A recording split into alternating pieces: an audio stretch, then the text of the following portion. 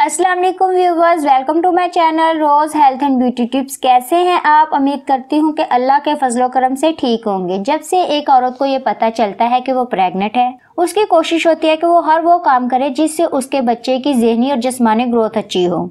इसके लिए वो खाने पीने में एहतियात करना शुरू करती है, हेल्दी खाना शुरू करती है और अनहेल्दी चीज़ों से परहेज करती है।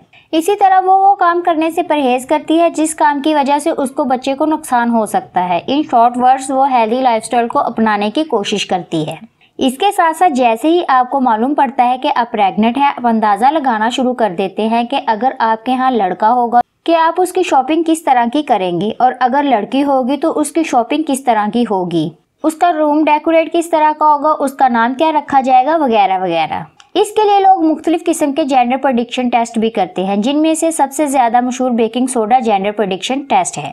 अगर आपको पता नहीं कि बेकिंग सोडा टेस्ट किस तरह करते हैं तो मैं अपनी वीडियो का लिंक ऊपर डाल दूंगी, आप देख लेना। अगर आपको पता है तो वेल एंड गुड। इसके अलावा घर की बड़ी औरतें आपको देखकर आपके चलने फिरने से, बैठने उठने से अंदाजा लगाती हैं कि आपके यहाँ लड़का पैदा होगा या लड़की। इन शॉर्ट प्रेगनेंसी की जर्नी बहुत ही अमेजिंग होती है, जो आपको सारी जिंदगी याद रहती है। तो व्यूअर्स, अगर आप भी अपने बच्चे का जेंडर पता करने में इंटरेस्टेड हैं तो मेरे चैनल पर इससे रिलेटेड बहुत सी वीडियोस मौजूद हैं। आप मेरे चैनल का विजिट करके उनको देख सकते हैं। आज की वीडियो में मैं आपको बताऊंगी कि सेकंड ट्राइमेस्टर में आप किस तरह अंदाजा लगा सकते हैं कि आपके बच्चे का जेंडर क्या होगा। वैसे तो आप 20वें हफ्ते अल्ट्रासाउंड से आसानी से अपने बच्चे का जेंडर मालूम कर सकते हैं, लेकिन बहुत से ममालिक में जेंडर बताने पर पाबंदी है, और अगर फिर आपके बच्चे की पोजीशन ठीक ना हो तो फिर भी जेंडर पता करना मुश्किल हो जाता है। तो फिर अगर आपका भी सेकंड ट्राइमेस्टर चल रहा है और आप भी अपने बच्चे का जेंडर पता करना चाहते हैं तो ये वीडियो आपके लिए ही है। तो चलिए जल्दी से उन साइंस के बारे में बात कर लेते हैं जिनसे आपको आसानी से अपने बच्चे का जेंडर पता चल जाएगा। प्रेगनेंसी के चौथे महीने में बच्चा मूवमेंट करना शुरू कर देता है। अगर आपको अपने बच्चे की मूवमेंट चौथे महीने के शुरू में ही महसूस होना शुरू हो जाए तो इसका मतलब है कि आपके यहाँ लड़की होगी। और अगर आपको बच्चे की मूवमेंट 5वें या 6ठे महीने में महसूस हो तो इसका मतलब है कि आपके यहाँ लड़का पैदा होगा। अगर प्रेगनेंसी के दौरान आप वेट सिर्फ बेली एरिया पर ही गेन करें तो इसका मतलब है कि आपके यहाँ लड़का पैदा होगा। और अगर आप प्रेगनेंसी में वेट ओवरऑल गेन करें तो इसका मतलब है कि आपके यहाँ लड़की पैदा होगी। अगर आप प्रेगनेंसी के दौरान लेफ्ट साइड को सोना पसंद करें तो इसका मतलब है कि आपके यहाँ लड़का पैदा होगा।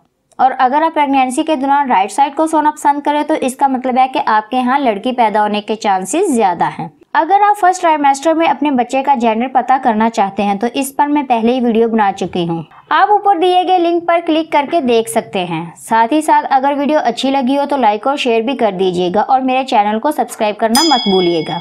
अगर हमल के दौरान आपको लगता है कि आपका बच्चा राइट साइड की तरफ है तो ज्यादा चांसेस लड़का पैदा होने के हैं, और अगर आपको महसूस होता है कि आपका बच्चा लेफ्ट साइड की तरफ है तो ज्यादा चांसेस लड़की पैदा होने के हैं। अगर हमल के दौरान आपको बच्चे की मूवमेंट कम महसूस होती है तो ज्यादा चांसेस लड़का पैदा होने के हैं, और अगर आपको हमल के दौरान बच्चे की मूवमेंट ज्यादा महसूस होती है तो ज्यादा चांसेस लड़की पैदा होने के हैं। तो व्यूवर्स, ये हैं कुछ साइंस जिनकी मदद से आप आसानी से सेकंड ट्राइमेस्टर में अपने बच्चे का जेंडर पता कर सकते हैं। लेकिन इन साइंस को लेकर ज़्यादा सीरियस मत होइएगा, क्योंकि ये सिर्फ अंदाजे ही हैं, इनका कोई साइंटिफिक प्रूफ नहीं है। इस तरह की मज़ीद मालूमाती वीडियोज़ के लिए आप मेरे channel Rose health and beauty tips को विजिट कर सकते हैं। फिर मिलेंगे एक और इन्फॉर्मेटिव और इंटरेस्टेड वीडियो के साथ। अल्लाह हाफिज़।